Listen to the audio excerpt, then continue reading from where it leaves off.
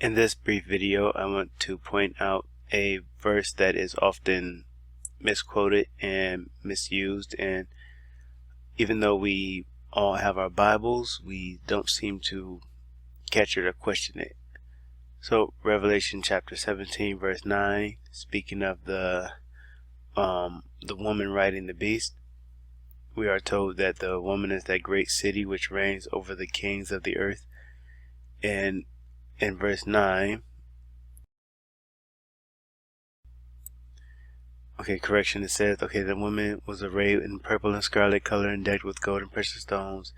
And now saw a woman sit upon a scarlet colored beast, full of names of blasphemy, having 7 heads and 10 horns. So this beast that the woman rides has 7 heads and 10 horns. And down here in verse 9 we read, and here is the mind which has wisdom. The 7 heads are 7 mountains on which the woman sitteth. So a mountain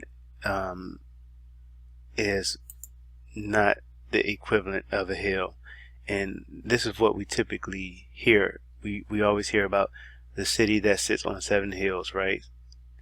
So what do these 7 heads and 10 horns represent? The 7 heads are 7 mountains on which the woman sits. The 10 horns which you saw are 10 kings. There is only one city in the world that sits on 7 hills like this, one major city, and that's the city of Rome. So there is no doubt in most expositors' minds that when John is talking about this woman, he is talking about Rome.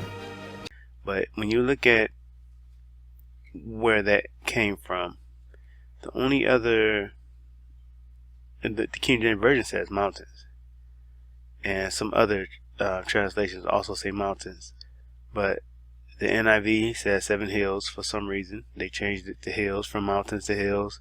The New Living Translation changed it to hills. And so far it's just those top 2. But I guess the NIV is the most, maybe one of the most popular ones out there now. So why would they change that? Well, the word says, here is the mind which has wisdom. This is something that has to be spiritually discerned here. So by changing the word from mountains to hills, then you completely take out something here that is important to understand. And that is that spiritually, mountains are kingdoms. Right? And that makes more sense, if you have 7 kingdoms, replace mountains with kingdoms. It makes sense that those heads or those kingdoms would have 7 kings. So you look up city of 7 hills, right? You get Rome. Okay, seven hills of Rome. Washington D.C., the city of 7 hills. Even in Jerusalem is said to have 7 hills, but none of these cities have 7 mountains, right? So this is the part where it gets. This is something prophetic or spiritually discerned, not something you can look at physically. And so, and about these kings or these kingdoms. Okay, now this last kingdom that comes up, the 8th one that comes up after the 7. This last kingdom that comes up is the summation or the amalgamation of the previous 7, right? So the 8th one comes up, and we know that also the king that is over this 8th kingdom will be out of the bottomless pit, because it says so in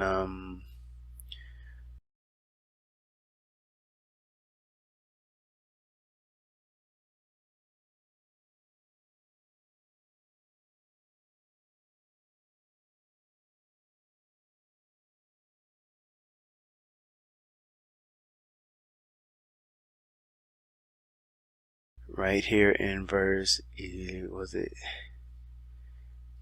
in the beast, that what is the one, it says that the beast comes up out of the bottomless pit, right? And he goes into perdition. This is the son of perdition. This is the Apollyon, the destroyer. the angel of the bottomless pit there. So anyway, city of 7 hills is not the same as the city of 7 mountains. Mountains are prophetic, and even Jesus Christ says, what you, if you have faith as the size of a grain of a mustard seed, you'll say to this mountain, be removed and be cast into the sea, right? He was not talking about a physical mountain. He was talking about the spiritual, right?